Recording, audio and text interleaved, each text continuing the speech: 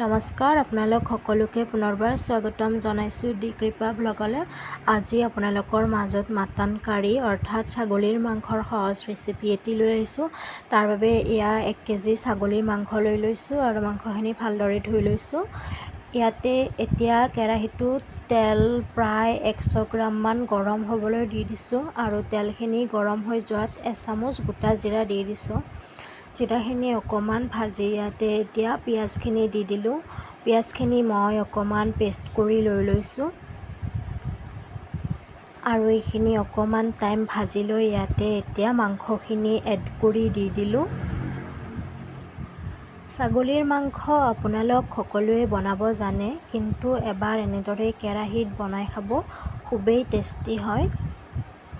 আৰু এইখিনি এতিয়া ভালদৰে লৰাই ভাজিব লাগিব।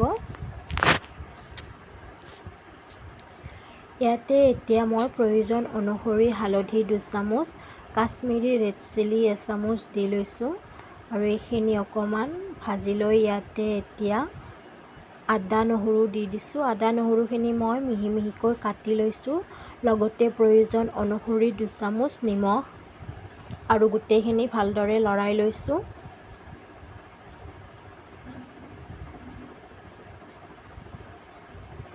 আৰু এয়া অকণমান জিৰা গুড়ি দি দিছোঁ।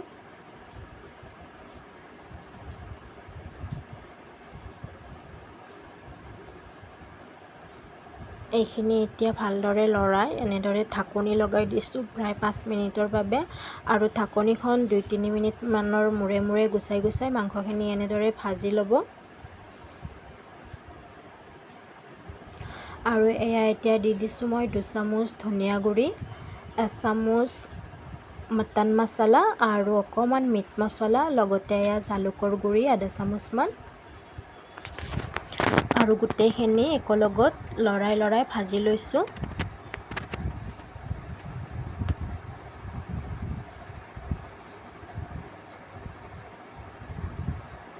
আৰু ইয়াতে এতিয়া দি দিছোঁ মই এটা বিলাহী। বিলাহীটো দিলে আঞ্জাখনৰ ৰংটোও ধুনীয়া হয় আৰু খাবলৈও সোৱাদ লাগে। অপশ্যনেল হয়, আপোনালোকৰ তাত নাথাকিলে নিদিবও পাৰে। আৰু গোটেইখিনি ভালদৰে লৰাই ভাজিব লাগিব।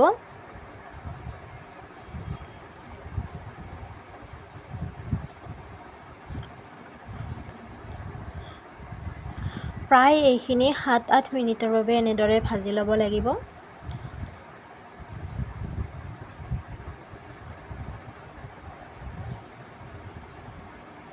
হেতাখনেৰে এনেদৰে লৰাই থাকিব, তলত লাগিবলৈ নিদিব, নহ'লে এটা জ্বলা গোন্ধ আহিব।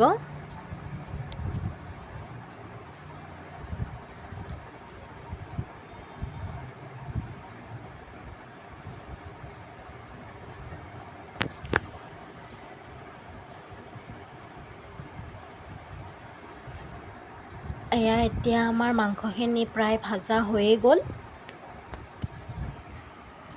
দেখিছেনে ধুনীয়া এটা ৰং আহিছে, মোৰ ঘৰে দেখিয়ে খাওঁ খাওঁ লাগি গৈছে। আৰু ইয়াতে এতিয়া মই কচুৰি মেথি অকণমান দি দিছোঁ।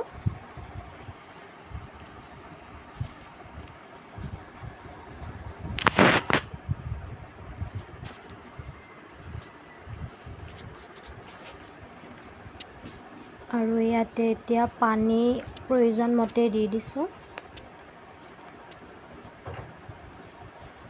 আৰু এয়া ওপৰত অকণমান গৰম মছলা দি দিছোঁ।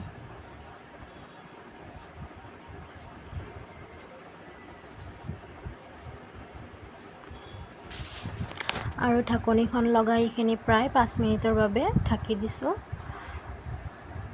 আৰু এয়া চাওক, এতিয়া ওপৰত এমুঠি ধনিয়া দি দিলোঁ। আৰু এয়া এতিয়া আমাৰ মাংস ধুনীয়াকৈ সিজি গৈছে, মানে এতিয়া আমাৰ আঞ্জাখন হৈ গ'ল। আপোনালোকে যদি ভিডিঅ'টি চাই ভাল পালে প্লিজ লাইক, কমেণ্ট, শ্বেয়াৰ লগতে ছাবস্ক্ৰাইব কৰি দিব। আৰু যিসকলে ছাবস্ক্ৰাইব কৰা নাই তেওঁলোকেও ছাবস্ক্ৰাইব কৰি দিব। আৰু ভিডিঅ'টি চোৱাৰ বাবে আপোনালোক সকলোকে মোৰ ফালৰ পৰা অশেষ ধন্যবাদ।